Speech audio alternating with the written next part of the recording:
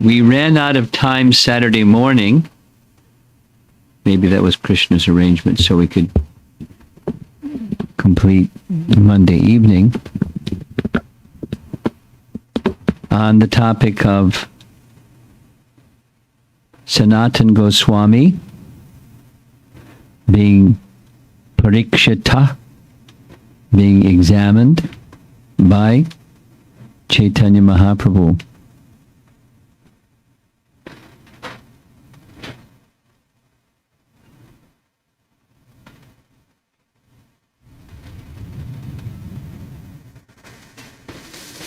Somehow that the topic or the lesson related to Mahaprabhu's examining and testing him, the source is only one part.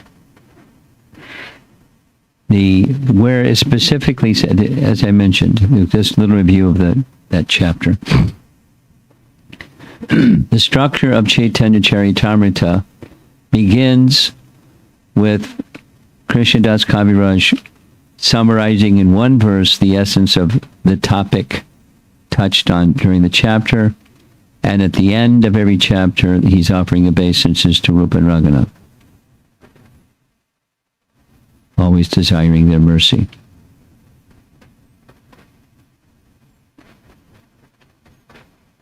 So there are two things specifically mentioned, three things specifically mentioned.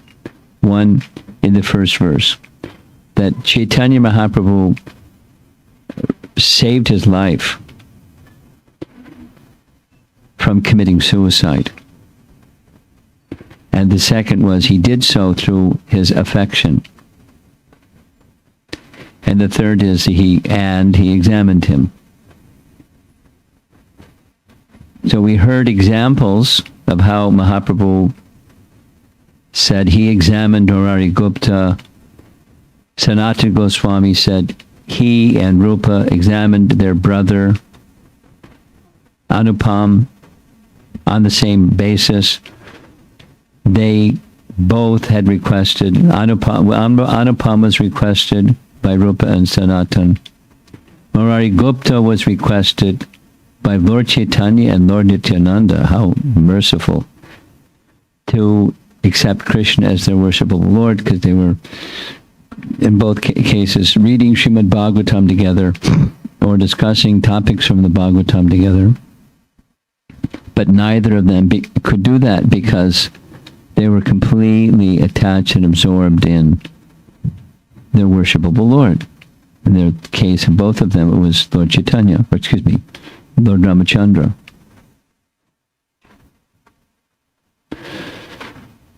Similarly, Sanatana Goswami was tested.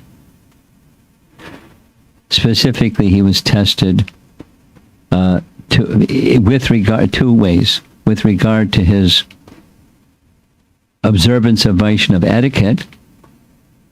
Remember that example? I'm sure you remember the example. Lord Chaitanya at noon sent a messenger to Sanatana Goswami to come join him for lunch at the Yameshwara Tota, the garden where Gadadhar Pandit was worshipping Tota Gopinath. But he didn't go a straight line. He went very, very circuitous route because he was observing Vaishnava etiquette. Do you know the story? You didn't catch the story. You know who these personalities are?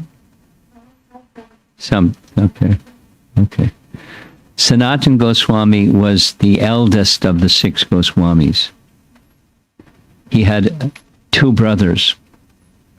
Rupa Goswami was his younger brother, and the 3rd brother was Anupam. The 3rd brother, Anupam, had died. As Rupa, and Anupam were traveling together to meet Caitanya Mahaprabhu in Jagannath Puri, it doesn't say how, but Anupam died. So Rupa came alone. reported to Lord Chaitanya that their third brother had died. And he stayed there for 10 months, Rupa, and then he left. He was heading north because he was going to Bengal, where several boatloads of coins were distributed amongst relatives. So he made all those practical arrangements, gave association to family members, and then went the rest of the way back to Vrindavan, where he stayed for the rest of his life. Meanwhile, 10 days after Rupa had left, Sanatana Goswami arrived. However, Sanatana Goswami, in the course of travel, went through Jharkhand forest, which is in Bihar. Now it's a different state, but then in Bihar. And when he was going through the forest, he drank some water from a place he shouldn't have. And the result was he contracted a disease from the water.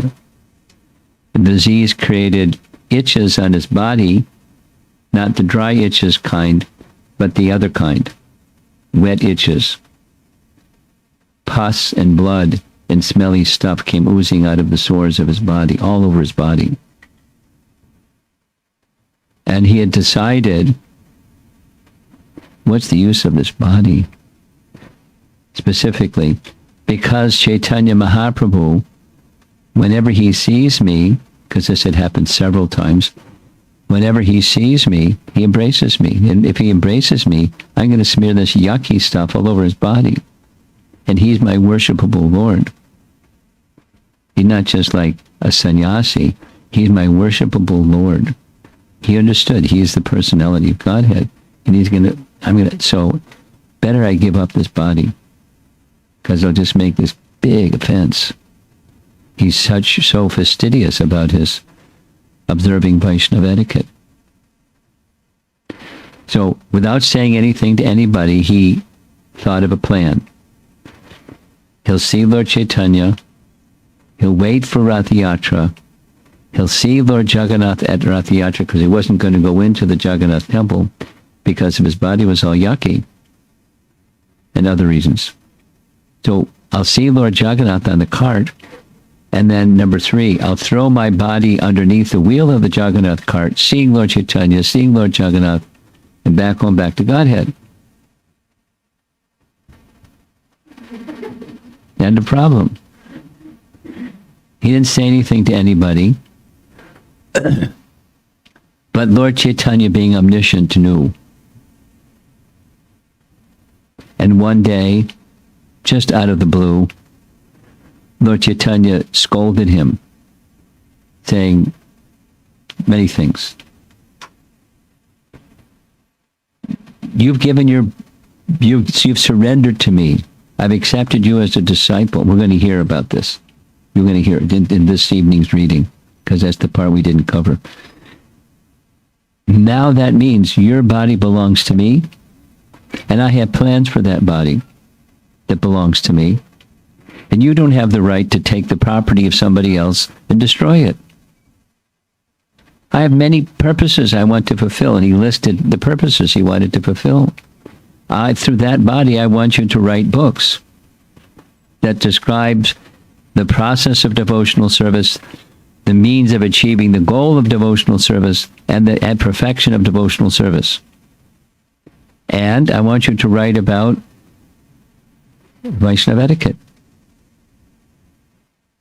And you want to destroy this body? He turned to Haridas. This is called Brijbasi politics.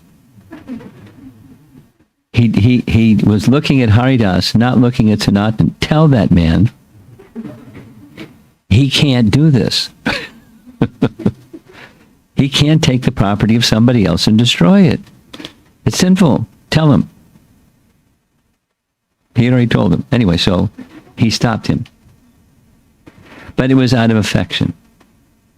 And it was at the same time giving him the rest of his life service. You are my instrument. You're my the body is my property. You can't destroy it. So end of consideration. He shut the door. And both Haridas hadn't heard this from Sanatana, didn't share with anybody. But it was clear that Lord Chaitanya understood, because he's in his heart. He knew. So that door was closed. And then Lord Chaitanya kept embracing him. So then one day, and don't touch me, don't touch me. And Lord Chaitanya not only touched him, but he embraced him. And he felt like, I can't give up my body. What to do? So what happened was, one day, Lord Chaitanya invited him to come. It's specifically in this chapter, from the very first verse, the same word is used. Then Lord Chaitanya tested him, or parikshita. And the test was, would he observe Vaishnava etiquette with this yucky stuff on his body? So he invited him to come for lunch, to go from where he was with Haridas to where Lord Chaitanya was having lunch. It's a straight line. You go right past the main gate of the Jagannath temple. The Singhadwara gate is the main gate, front gate. He didn't do that. He went down and around and by the beach in the summer, hot sand, according to the Caitanya Caritamrta, it was like fire, Agni, walking on hot coals. His feet blistered. When he arrived, Lord Chaitanya asked him, not that he didn't know, by what path did you come? Came by the beach. How'd you tolerate the heat of the beach? Why did you go the other way? That was the test. Because the pujaris come and go through the main gate. It's noontime. They're going there abundantly, and if my body happened to touch them, it's a big offense. Because they're worshippers of the deity, and cleanliness is so important for pujaris. I'd be a big offender. So I couldn't do that. So he just went by the beach. But how'd you tolerate the heat? I didn't feel anything. I mean, he didn't say I didn't feel anything. I didn't feel any pain. Although his feet were blistered. So it certainly was painful. So we had this discussion. So that was the examen. And then Lord Chaitanya said, Sanatana Goswami, who but you could do something like this? You are a perfect example of Vaishnava etiquette. And he went to embrace him. And Sanatana Goswami ran away. Lord Chaitanya caught him. He was faster. And embraced him.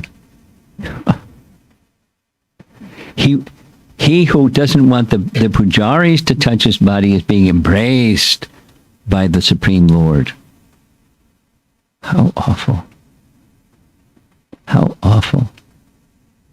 How awful.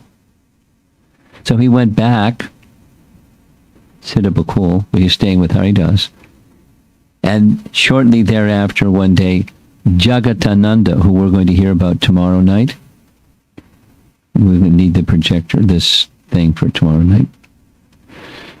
Jagatananda was young and renounced. He was a sannyasi, young sannyasi.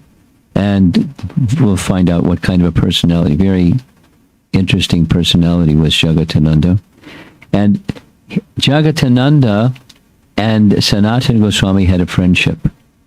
Although Sanatana Goswami was like his father in age, and in spiritual advancement, he asked Jagatananda, what should I do? What should I do? It's so... Lord Chaitanya forbid me for giving up my body, but he keeps embracing me, and it's making offenses. What should I do? What should I do? Jagatananda said, well, you explained that he told you you have Vrindavan and Mathura as your place of residence. That's where he wants you to go to write these books. So after Rath Yatra, You haven't seen Lord Jagannath yet because you won't go to the temple. But when you see Lord Jagannath, then afterwards you can go to Vrindavan and do what he asked you to do in the place where he asked you to do it in. I said, yes, you're right. I was thinking the same. The stage is set. Lord Chaitanya came to visit.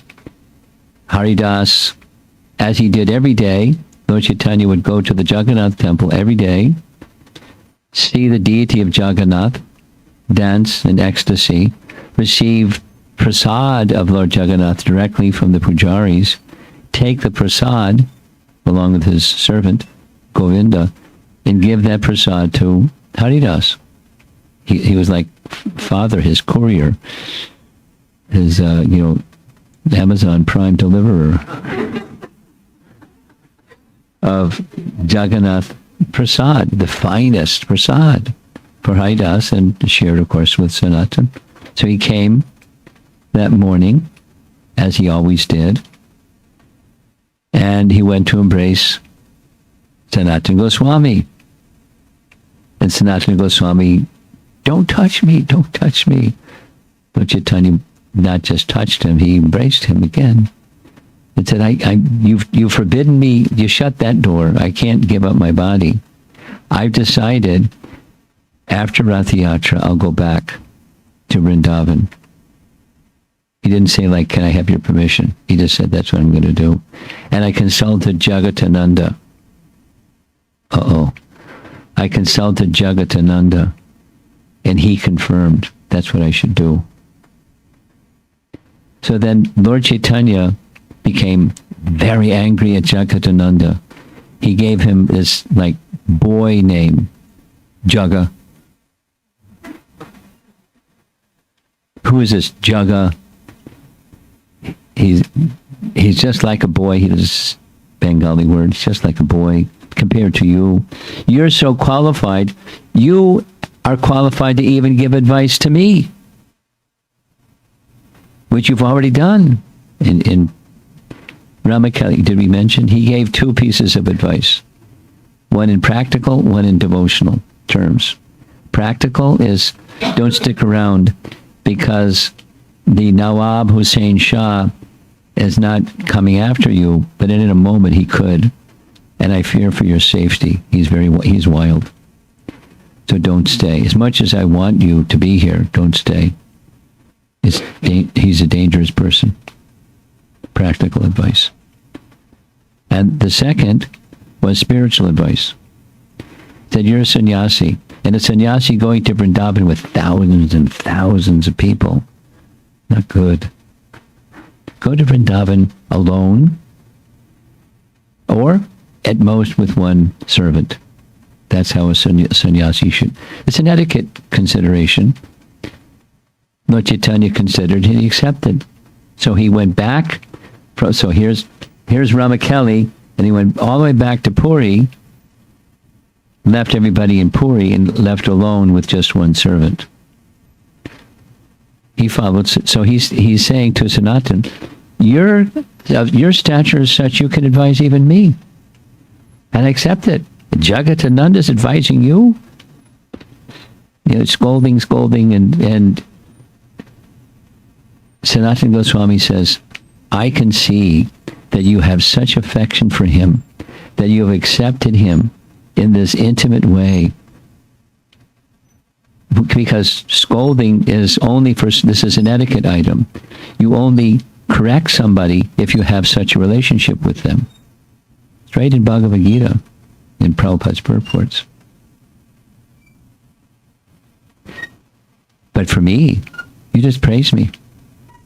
Him, you're giving this nectar of intimate dealings, and with me, you're giving me this bitter neem juice of praise, so that I'll become proud and I'll forget you and forget, spiritual life. And I don't understand this.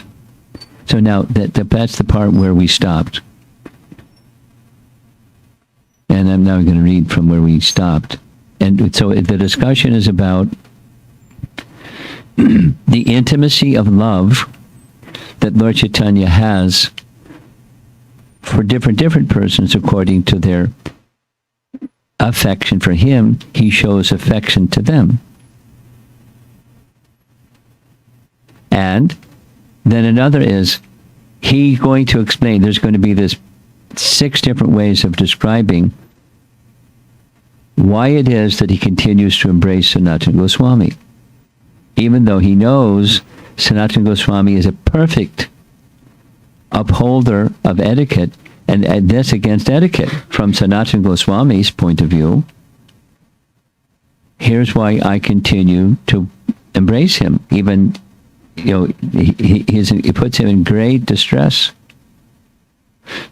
Such distress, he wants to give up his body, that much distress. Why do I keep embracing him? So those are the 2 topics. So I'm reading from Antya-lila, Caitanya Caritamrita, Antya-lila, chapter 4, starting with text 168. Antya 4, 168. 166. My dear Sanatana, please do not think that Jagatananda is more dear to me than you. However, I cannot tolerate transgression of the standard etiquette. I mean, I didn't count the number of times, but standard etiquette or Vaishnava etiquette is here many times. It's a big part of, it's one of the assignments that Lord Chaitanya wanted Sanatana Goswami to write about, and which is Hari Bhakti Vilas, which is a big book. And it's so many, Vaishnava etiquette, and it's like a how-to manual. How do you do everything? How do you do deity worship? Everything that a Vaishnava is to do is in Hari Bhakti Vilas. We heard a little bit about it this morning.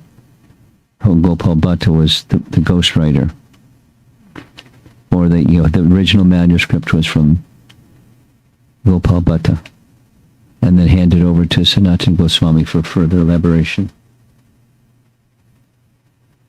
You are an experienced authority in the Shastras, whereas Jaga is just a young boy. What's the young boy word?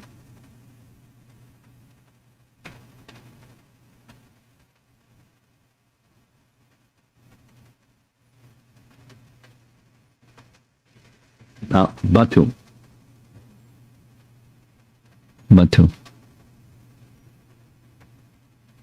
Sometimes Mangalananda, Madhu Mangala is also addressed by that term, Batu. Madhu Mangala, Krishna's pastimes. You have the power to convince even me. In many places you have already convinced me about ordinary behavior. Don't stay around where the King Nawab Hussain Shah is.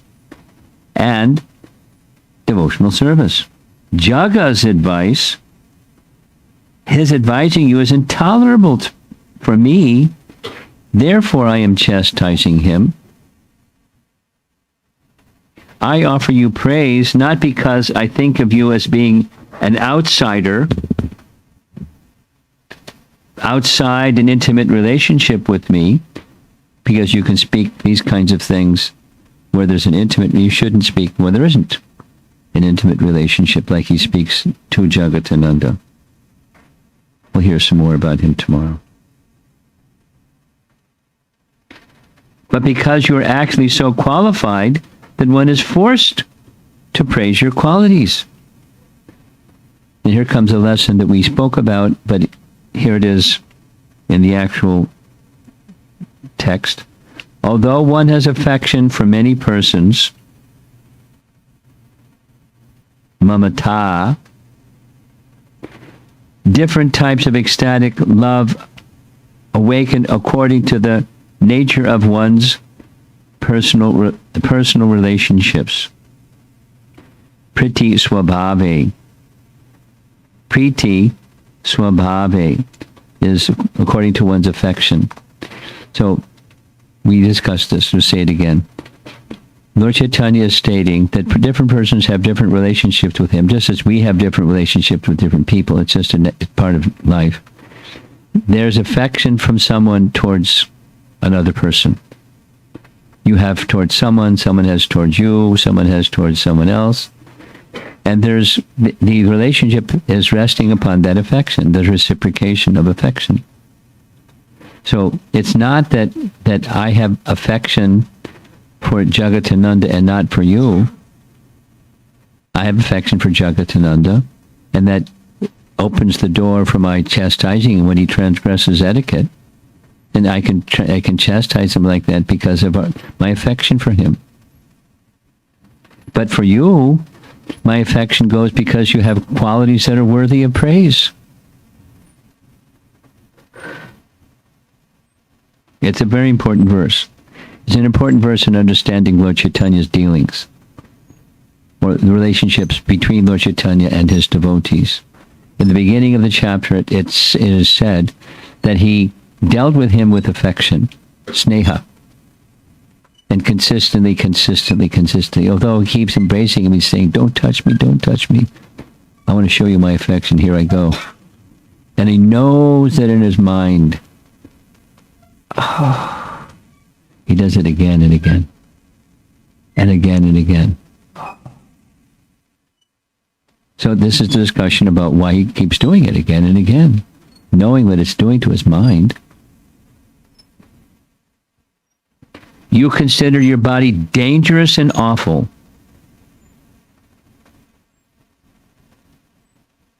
Bibhatsa Gyan. But I think that your body is like nectar. Then comes another important teaching. He says it twice. Actually, your body is transcendental. Wait a minute. How is a material body transcendental? What to speak of a material body that has all these yucky, smelly sores? Blood coming out. You are thinking of it, however, in terms of a material conception.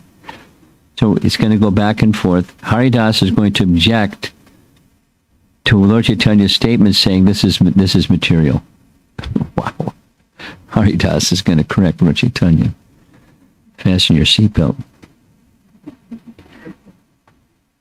Now, following this is a lengthy purport. In the regular standard format of a book, it's probably like a page and a half. A Bhakti Siddhanta describing how the body of a devotee is spiritual. It's a certain standard of devotee, a pure devotee, but it's no longer material. It's spiritual. Like Bhakti Siddhanta, a pure devotee. Body's not material. Long explanation. Lots of scriptural references.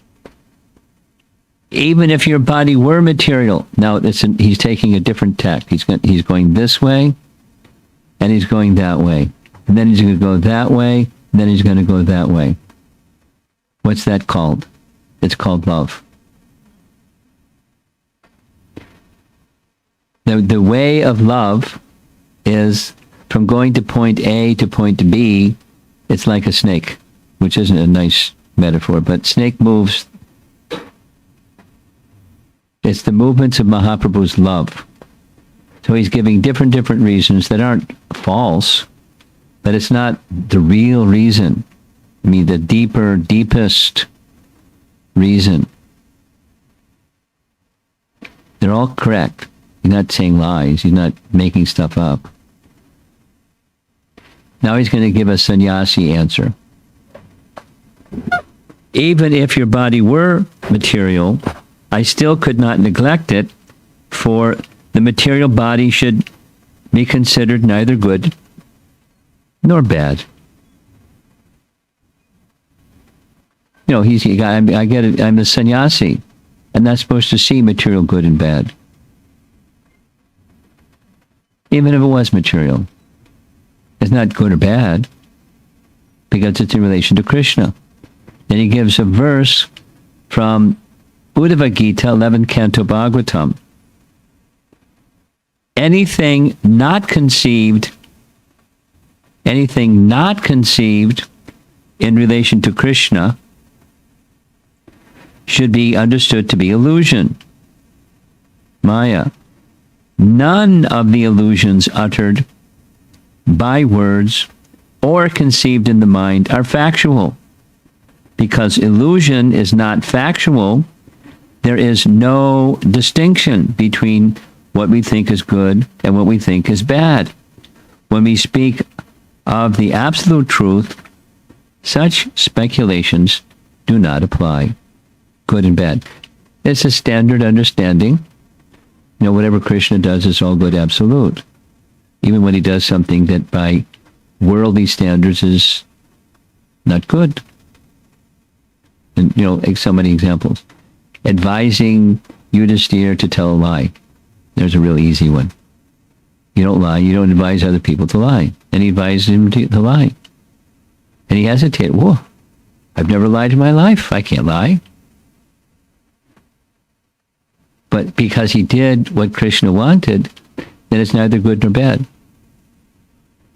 Now, for the moralist, bad. And for the transcendentalist, it's neither good nor bad. So Sanatana Goswami is hearing from Mahaprabhu what Krishna says to Uddhava, that from the transcendental perspective, your body is transcendental, not good or bad. He goes on, in the material world, conceptions of good and bad are all mental speculations. Therefore, saying this is good and that is bad is all a mistake. Then he quotes Bhagavad Gita.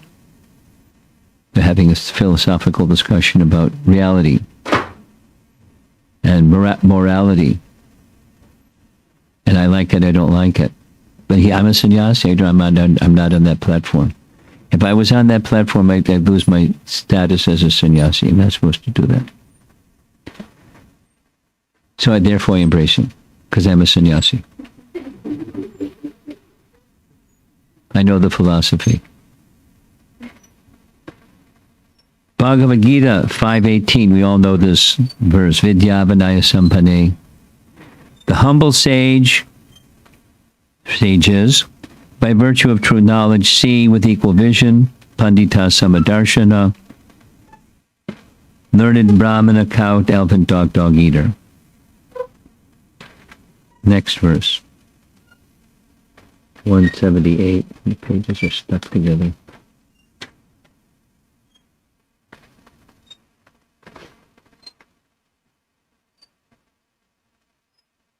There you go. This is really thin paper. It's a nice book. It's going to last your lifetime for sure.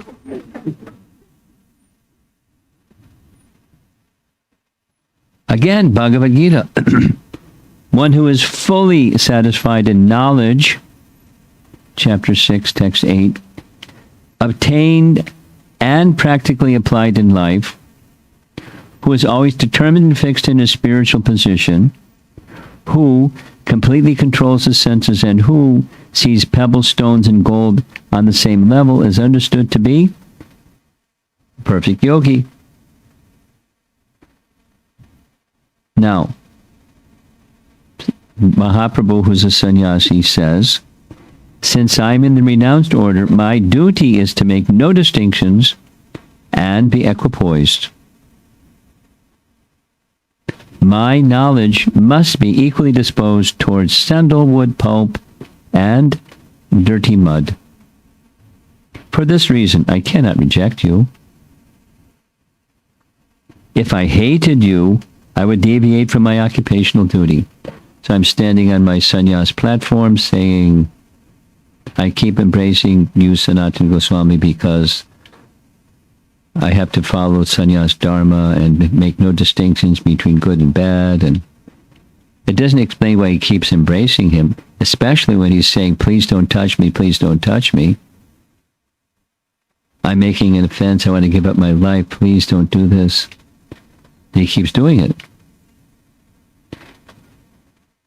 Haridas complains, my dear Lord, What you have spoken deals with external formalities, and I do not accept it. Ooh, dispute. Some people love disputes.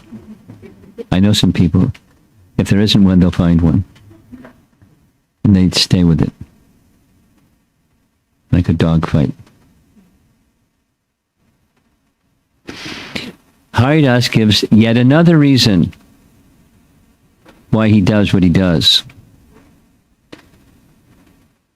My Lord, we are all fallen, but you have accepted us due to your attribute of being merciful to the fallen, which is also true, but it's not the real reason. This is well known all over the world. It's like an arm wrestling match, and sometimes goes this way. And they're all saying things that are true, but it's not the real reason.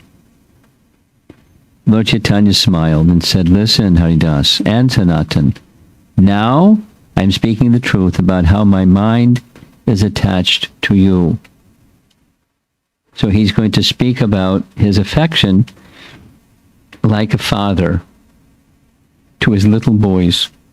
Now both of them by years are elder. We heard Haridas by years is 35 years older. How old are you? How many? 7 years old.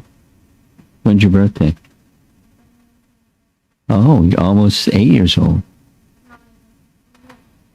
Oh, you're almost 7.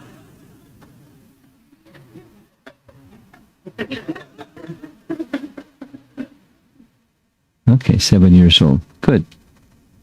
So think of somebody that you know that's 35 years older than you, and you speak of that person that's 35 years older than you as your little boy.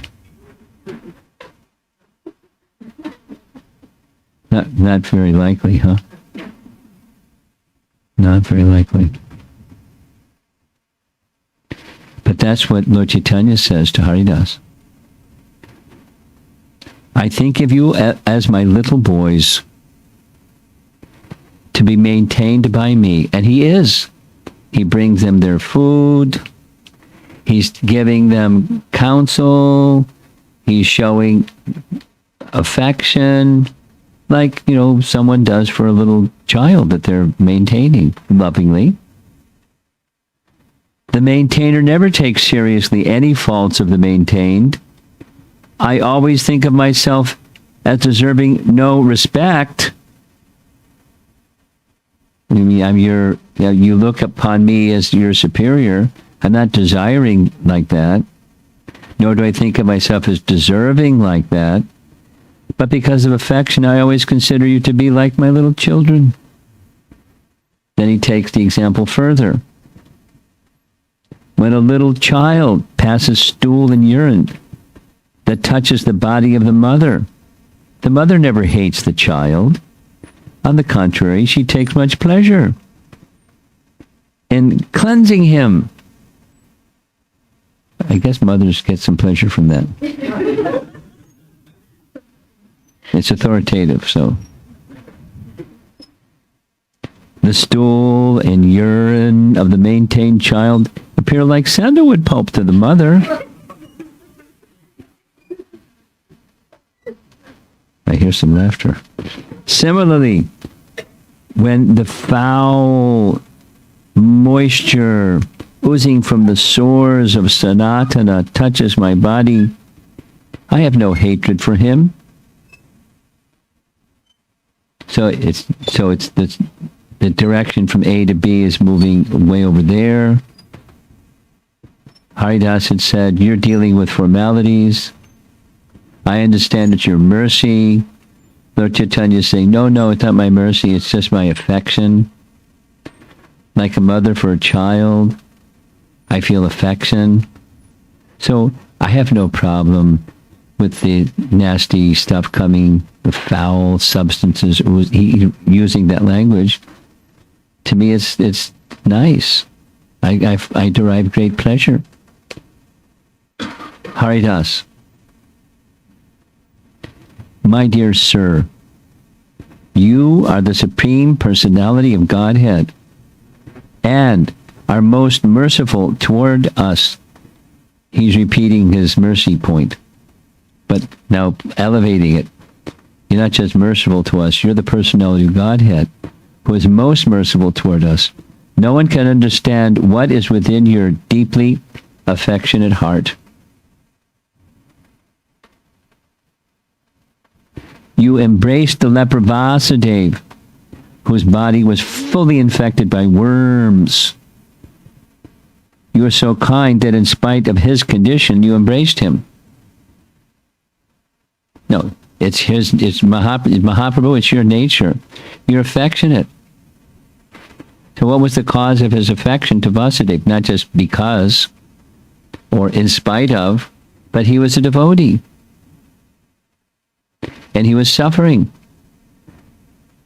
And so you embraced him. Not only you embraced him, it's a nice description in that section of Caitanya Caritamrita. There was a Brahmana named Vasudeva. This is when Lord Chaitanya is making his travel south from Puri. Something like some number of miles, 17 miles or something like that. Not so far from Puri, he came across a certain village. Kumarahata, not Kumarahata.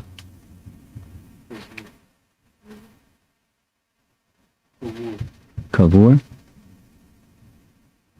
I remember the place. They had turtles all over the place. Anyway. Kurmakshetra. Kurmakshetra. Thank you. Turtles. Kurmakshetra. So that's where Vasudeva lived.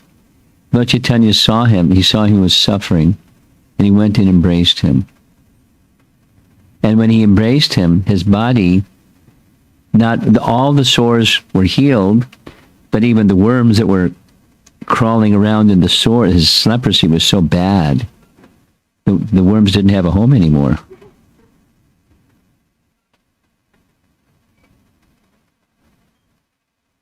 So you embraced Vasudeva, but you're embracing Sanatan, and his body's not becoming nice. But you embraced because you're merciful. So, like, why his body isn't becoming nice like Vasudeva's, who can understand why you don't make his body? Because you have the power to do it. And he's so dear to you, you keep saying over and over, we don't understand you. We don't understand you. It's a big mystery. By embracing him, you made his body as beautiful as that of Cupid. We cannot understand the waves of your mercy. Lord Chaitanya is going to say it again. The body of devotee is not material. Must be important because he's saying it twice. The body of a devotee is never material, Mahaprabhu said. It is considered to be transcendental, full of spiritual bliss. Listen to this. At the time of initiation, some of you may be initiated and you should know that you have a spiritual body now. Really? At the time of initiation, when the devotee, fully surrenders,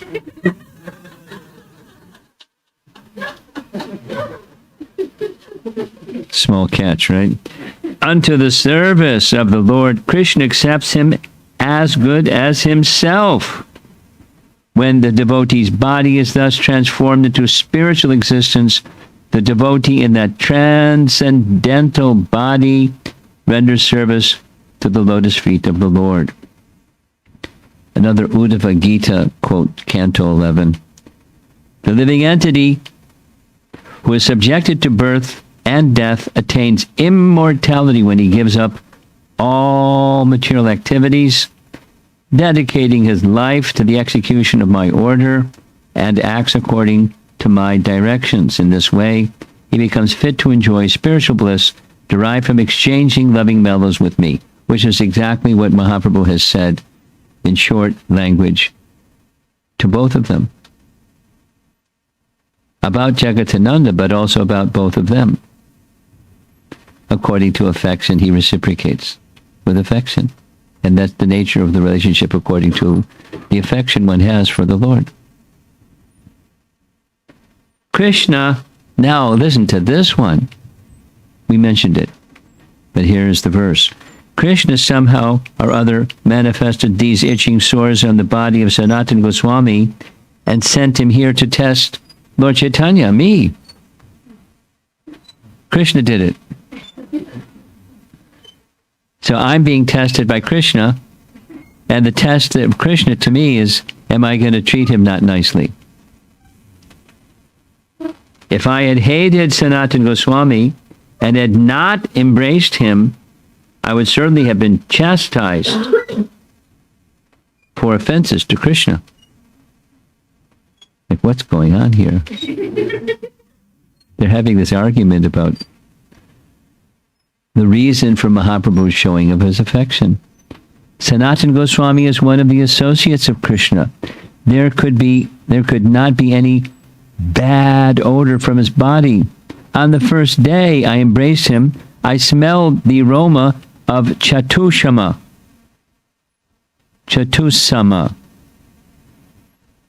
sandalwood pulp, camphor, and aguru and musk. He smelled it. In fact, however, this is Krishnadas Kaviraj's comment. It's not Lord Chaitanya speaking. When Sri Caitanya Mahaprabhu embraced the body of Sanatana, by the Lord's touch alone, there was manifested a fragrance exactly like that of sandalwood pulp.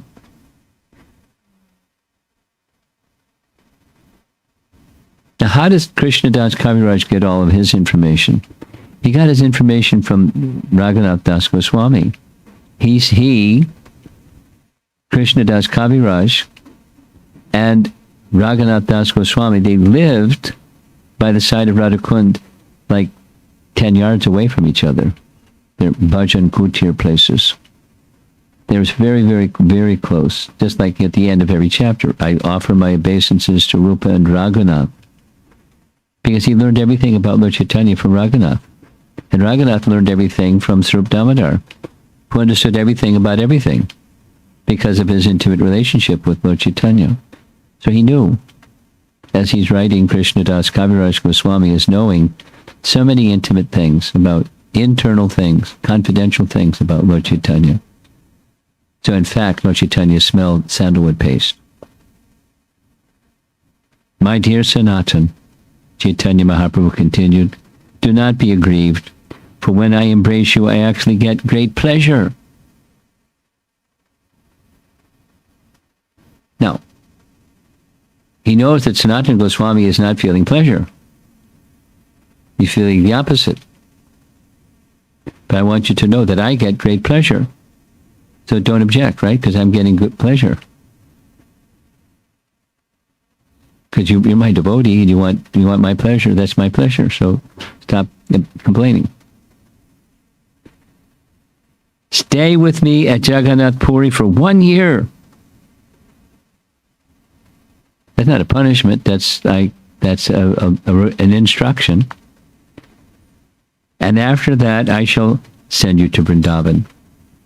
This is following this discussion that Jagatananda advised me, and my idea also, I want to go to Vrindavan. You stay here.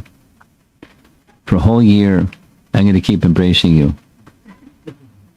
For a whole year.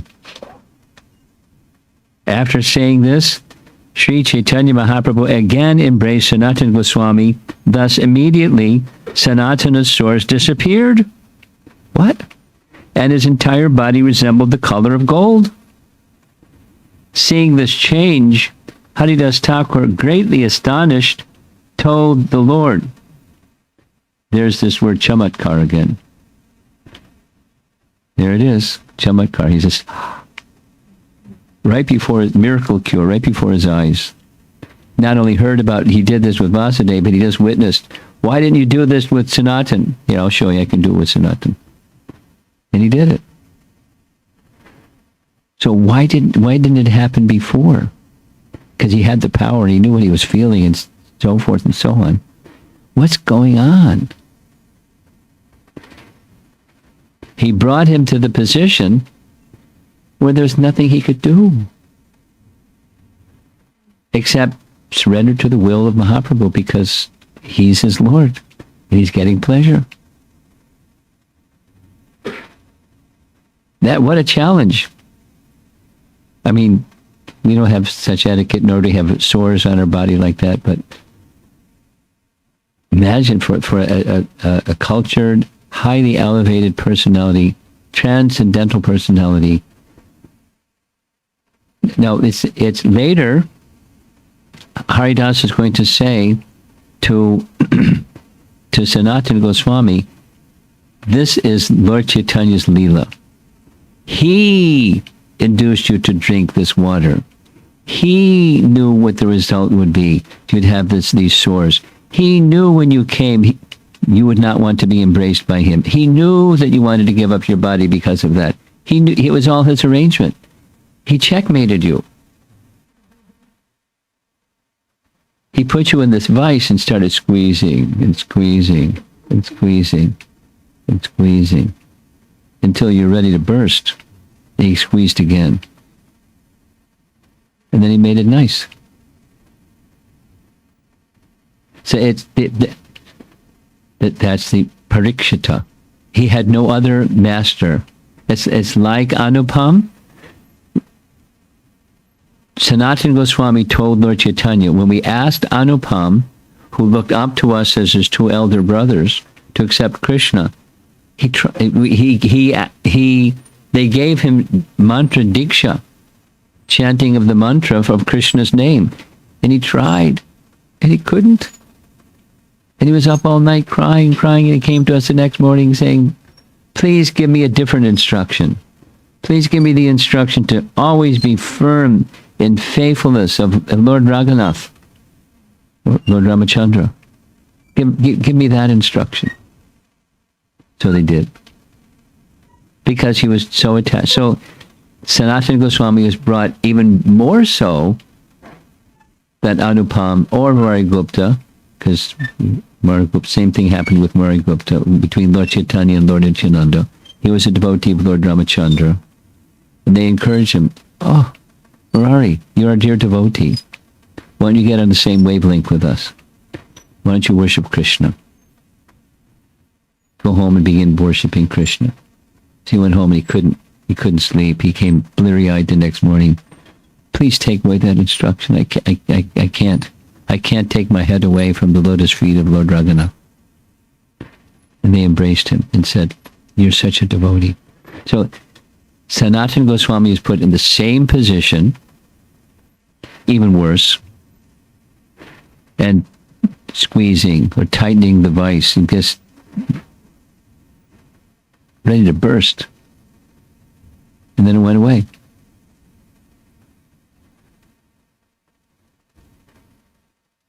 But he didn't leave the shelter of Lord Chaitanya's feet. His love for Lord Chaitanya didn't waver. Even Lord Chaitanya is doing this thing, although he knows it's driving me nuts.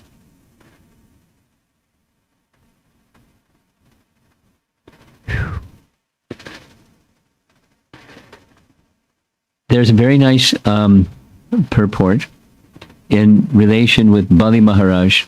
It's on the same topic, where after Bali Maharaj surrendered everything, but Vamana said, wait a minute, you promised me 3 steps. You only given me 2. So you had to be punished after surrendering everything, including, leaving aside Shukracharya because he gave the wrong advice. So he had him bound up in ropes like a criminal. And there was a big commotion. Hey, that's not right. He surrendered everything. Why are you doing this to him? Big clamor. And then Vamana said, I just wanted to show the world, just see how surrendered he is. Even he is treated this way after surrendering everything, and he made no objection.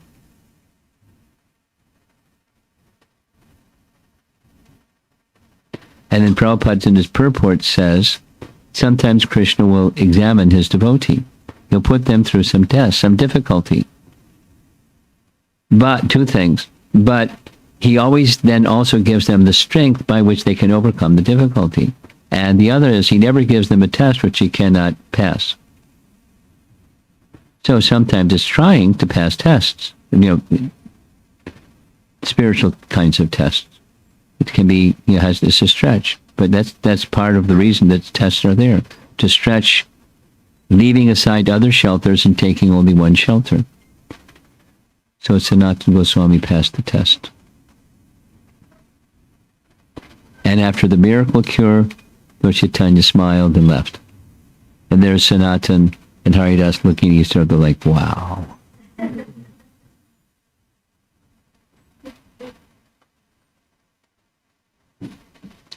Haridas spoke first, saying, who can receive the kind of mercy that you just received, besides the miracle cure, all the stuff that led up to the miracle cure?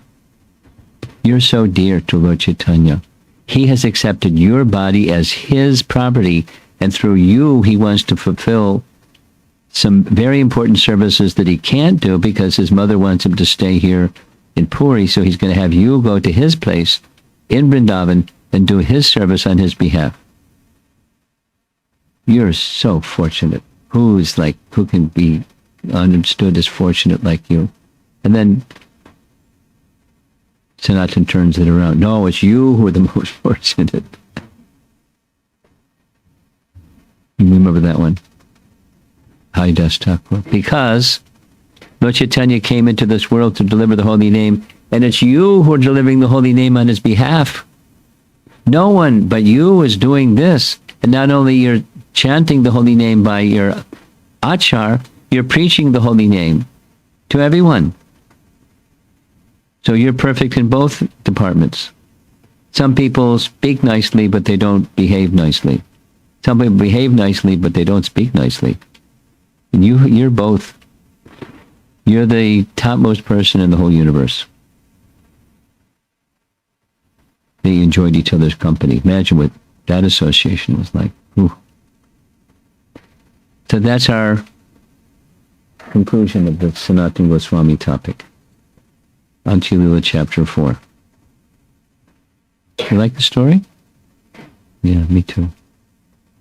What part do you like the best? You've heard the whole thing, both on Saturday and this evening. Which part do you like the best? Huh? What's he saying? Yeah. Which part of today's evening? Which part? In this exchange between the devotee and Lord Chaitanya, which part do you like the best?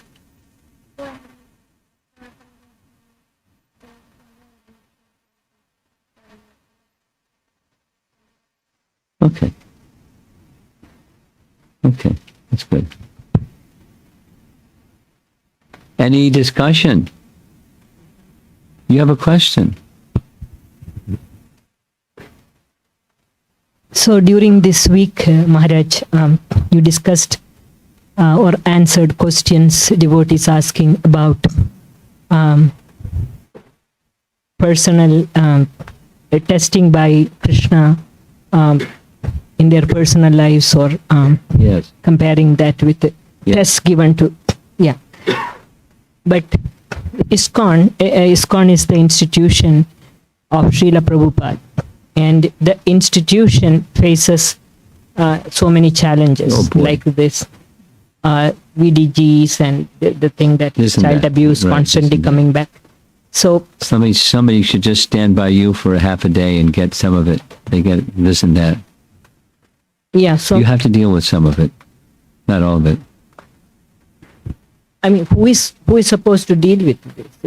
In the sense that it's an institution is made for serving devotees, and Srila Prabhupada was a pure devotee, and he established the institution. And when the institution is constantly facing serious challenges like that,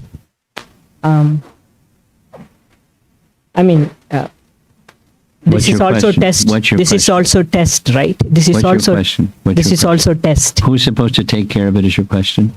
That's one thing. Yeah, but it's a test coming for the institution as a whole. Oh yeah, but it's for the individuals that make up the organization. You say institution. I like organization just a little softer. So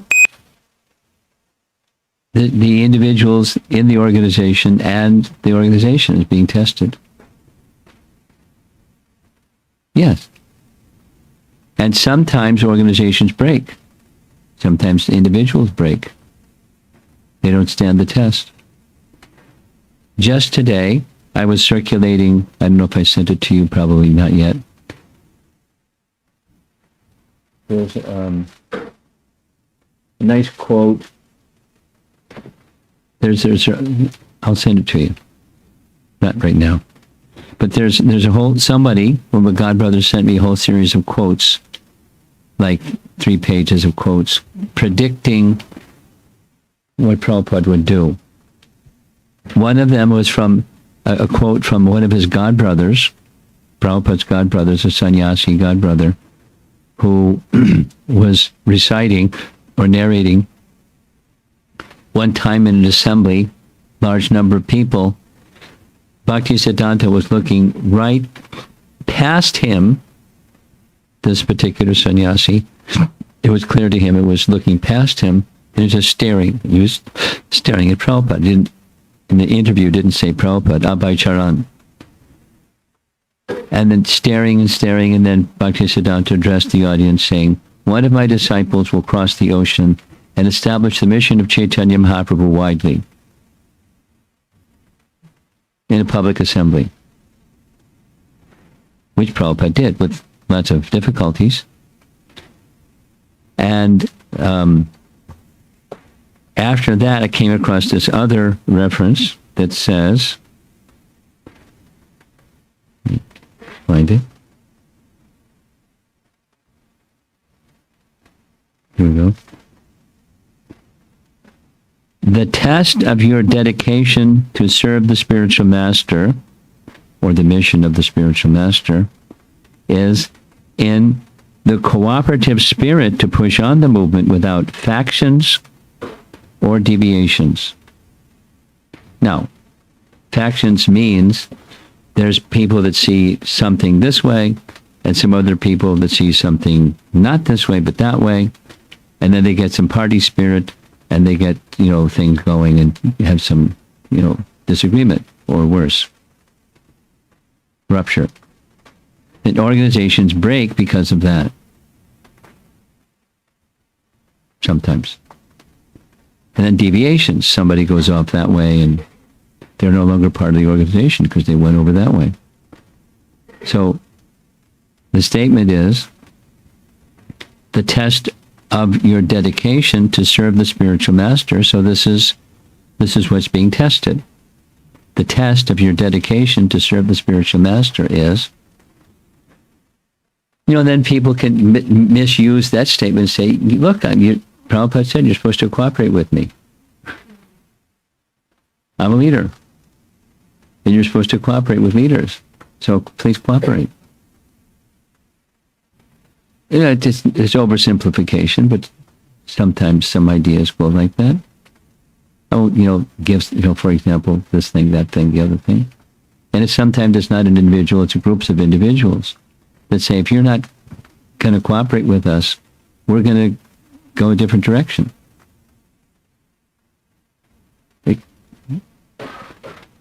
As Prabhupada would say, this is going on. So, to create the institution, the organization, lots of difficulty. To maintain it, more difficulty. Not that it's more difficulty than creating it, but maintaining it is part of our dedication to our founder Acharya. And it's really important to understand that. And it'll be continued to the degree that this principle, it's very short, is followed. Or it can be broken if it's not followed. So these two things are factions and deviation. So now back to your question, who's supposed to deal with this? Yes, that's your question. That's one part. You keep saying one part. Okay, what's the rest of the parts? You want me to deal with that or not? You want to hear that one? Krishna. The bhakti unto Krishna. Bhakti unto Krishna. No. Some people say bhakti unto Krishna looks like this. And other people say bhakti unto Krishna looks like that. Get with it, Prabhu. It's not that, it's this. No, it's not this, it's that. So bhakti unto Krishna. Bhakti is protection. When the interest of Krishna is in the forefront, and how do we understand the interest of Krishna? That the spiritual master is pleased, Krishna is pleased. So it is deviation or fracturing pleasing to the founder Acharya. He created. Who has the right to do something like that? Somebody that doesn't have the sense of pleasing the spiritual master is what's pleasing to. Bhakti is the protection.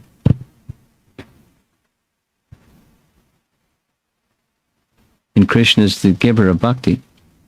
Or his Radharani is the giver of bhakti. And he gives her the power to give bhakti. It's good to see the hand behind the law. That's chapter 3 of Light of the Bhagavad, by the way. I did it this morning at 5:30 in the morning. Light of the Bhagavad, chapter 3. The lawgiver gives the law. And when we understand the lawgiver is to be pleased, then that's the maintenance of anything, or the maintenance of one's well-being. And you go the other direction, then you lose well-being. You lose everything. Potentially lose everything. Now, that was part of it. What's the other part of it? So sometimes people, even if it is a personal level challenge, people find it so hard to deal with it. Now, that goes on. So from what you are saying, even if an institution, you're using institution. Can you say organization? how do I say that then? Say organization. Organization. Thank you. If the organization seems to be like breaking apart because of some crazy things, then individuals should just be focused more on their own bhakti rather than not be disturbed by anything. You can be disturbed by the fact that Krishna is not pleased, but what are you going to do about it is another thing. I'm having today a back and forth with somebody on this topic, one of the things. And my what do you do? This is my answer to them. I haven't read their response yet. My personal view is dysfunctionality is displaced by functionality. So what do I do, or what should we do, or what should you do, is you exhibit functionality and grow it.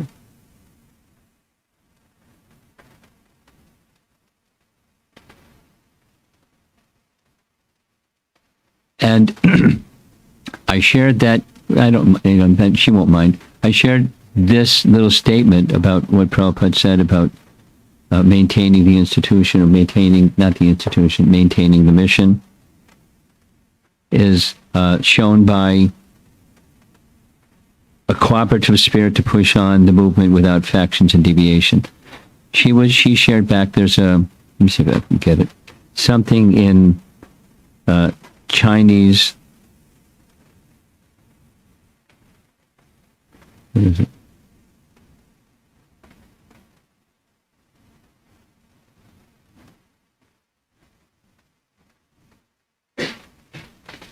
Where is it? Oh, here it is.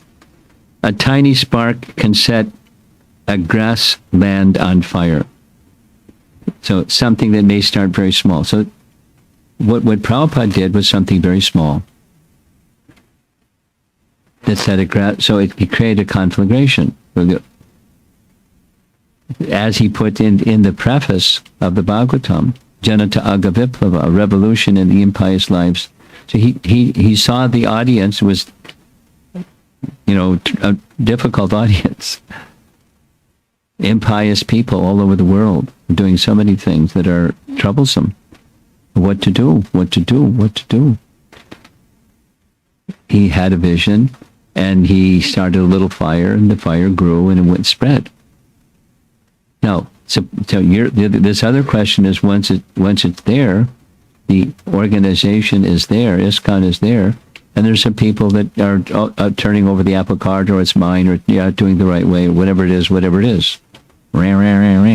Stuff goes on sometimes from some quarters, and it goes on. So now what to do? What should you do? What should I do when that happens? I'm responding to this devotee that's objecting to dysfunctionality, display functionality. The point, they are doing things that are intolerable. No, it's not that there shouldn't be organizational structures that deal with things that should be dealt with. But what's the general little person here and there to do? Functionality. And it may be small, but do it. Live by it. Propagate it. Exemplify it. And grow it. That way you're a little Acharya. Prabhupada was the founder of Acharya, and we can be little ones. Just teachers by example.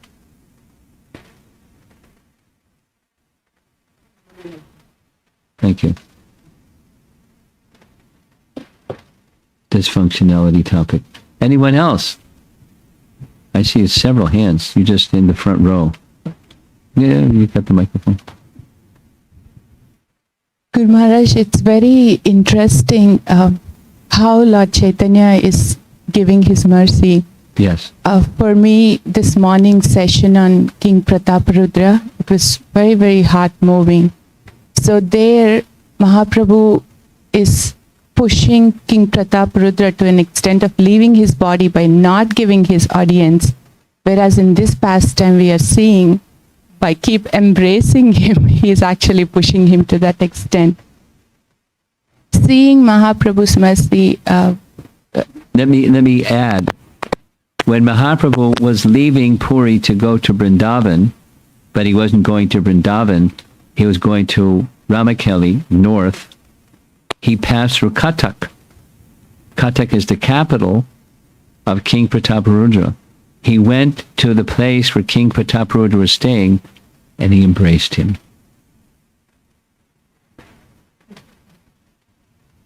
He gave all these reasons why he couldn't. He couldn't even spend time. He couldn't have audience, but to speak of embracing.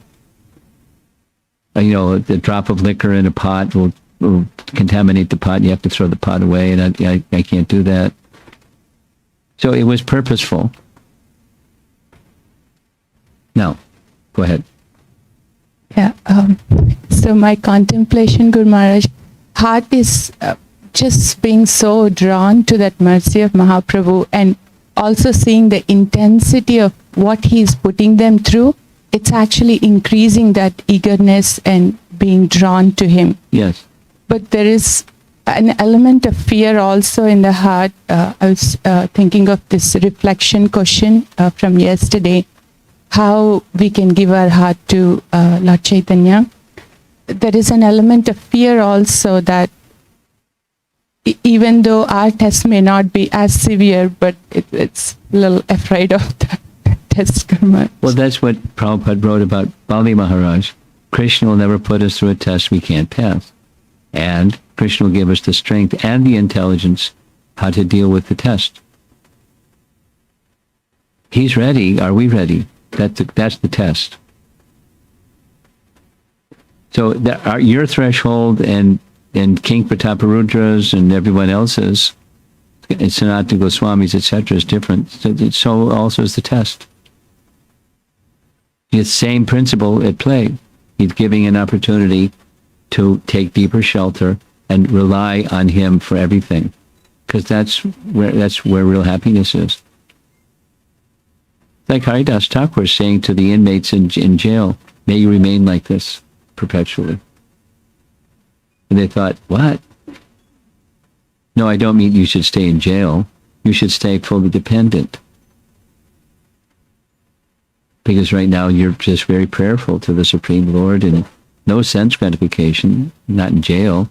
So when you get released in 2-3 days, don't go do sense gratification. Stay like you are. So circumstances can be what they are.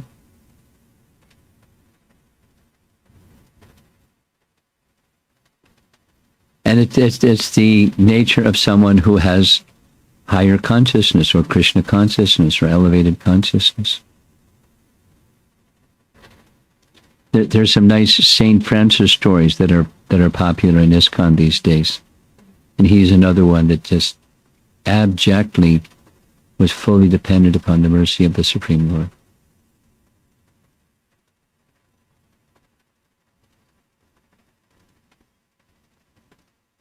It's good for you, if you do those interfaith things, it's good for you to learn some of these St. Francis things and then say it parallels. Are you familiar?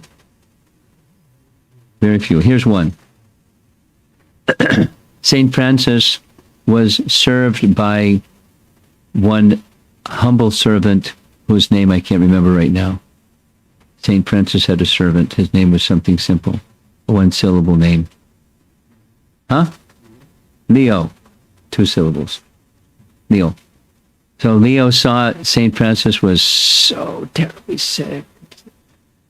He just finally broke down and he's in his bed, in great pain, etc. You're such a great personality, so dear to the Lord. Can't you just offer a little prayer so it's not so bad? And St. Francis, with great effort, sat up and said, if I didn't know that you were speaking this out of your affection for me, I would tell you to get away from here. I don't want to see you ever again. And he fell out of the bed and prayed, my dear Lord, please do with me whatever you like. Now, you're not likely to do that, or people that you know are not likely to do that, but it's showing, the principle. Others had their hands up. I saw several hands up.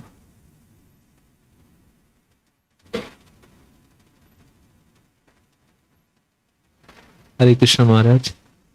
How to understand an outcome of processing that is guided by the super soul, or it's just the mind? This question came up. Yeah. Anyone else remember the answer to that question? Anybody else remember the question? I don't see any hands. You too remember the question. Well, we don't always know is part of the answer. We don't always know. So what do you do when you don't know? Well, you can wait. Yeah, there's options. You make your little list of options, and some you just wait. Some things you can't wait. But if you can wait, you postpone and see, is there some indication? And your radar is up. What's Krishna's indication? At some point in time, you have to make a decision. And when you make the decision, you're looking at what are examples of great souls. And of course, I'm not a great soul, but what's the example of the great souls? What direction did they follow? What did they do in this? Then I'm not going to imitate, but I want to learn that. So you go through all that exercise. Mahajanayena Katasa Panta. You do that one. So it's good to be familiar with the scriptures, and you search the scripture. But it's good to be familiar before you start searching, because you might come up with a tangent or something. So then you pray. You consult those that you look up to, and could you give me some suggestions? I'm not asking you to instruct me what to do necessarily, but please give some indication what your thoughts are on this. So you consult seniors, wise people, and then you make the best decision you can, when you have to make a decision to go left or right. And your antenna is up, your radar is up. Is Krishna, please let me know if this is the right decision. And be flexible, ready to, go back up and make the decision differently if time permits. And if you make the wrong decision, then you take responsibility for it. That's what you do. That's what I understand we should do. Thank you, Maharaj. And you don't always know. In the back? Hey. Hare Krishna Maharaj. I believe you stated that Krishna only gives a challenge unless he knows you're ready.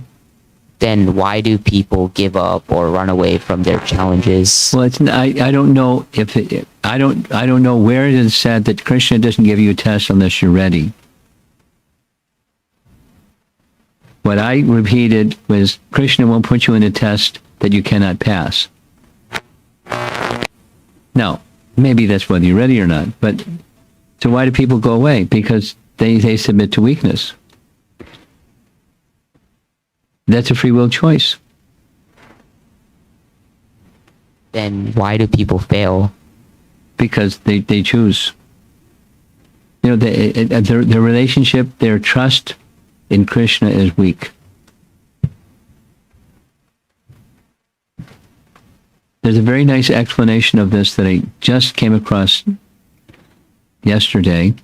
It's Jiva Goswami explaining this phenomena where proportionate to one's faith, so faith is the operative variable here, proportionate to one's faith, then there's reciprocation, but supposing from Krishna, but supposing one's faith is weak.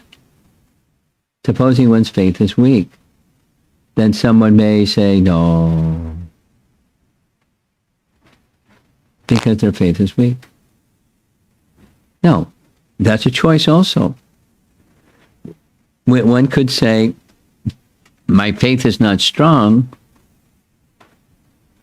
but I want it to become strong, so let me do that which is going to make my faith stronger. And that's, Sangha, with those that are faithful. Thank you, Maharaj. Anything else? Okay. Maharaj, regarding this topic of testing, sometimes we receive an instruction that is a test and not really an instruction. Just like so many times it happens where, like in the case of Dhruva Maharaj, Narad Muni was actually testing him when he was telling, just go home and play, just to see him. And we may receive something like that from a spiritual master. So how do we differentiate that the spiritual master is saying this just to test us? Ask him. Or to... Ask him. I've been asked that question before. And it's easy to answer.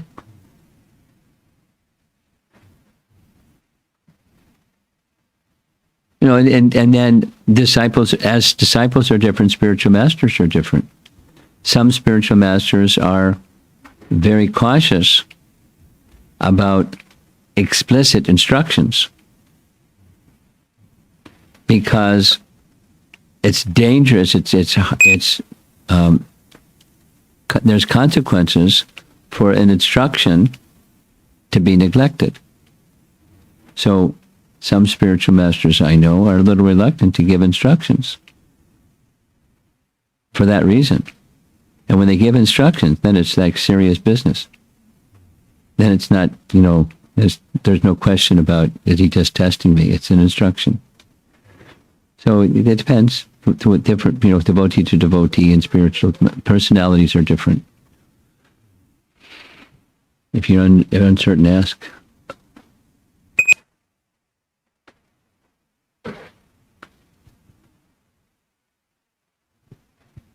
Anything else? We have online. Who's going to do the online ones? You can do. Good. This You is want to from- help him? He's good. Okay. Okay. This is from Kanakabja Prabhu. Is asking, I would like to know about Chota Haridas. About Chota Haridas. What lessons we can learn from his life journey? Let's do that tomorrow. With Jagatananda. Chota Haridas. The other question is from Sadhu Sangananda Prabhu. Seemingly looking conflicts between devotees is always out of love, out of their loving exchanges, or also due to their different perspectives on subject. Oh yeah, there's more than that. Those two options on the menu.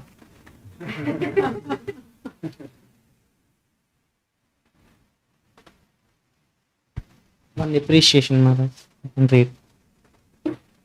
So, I am feeling blessed to see you. I just charged. I am from India. Don't know what are the timings of the classes, but when I pick up my phone in the morning and evening, I see always your classes are going live.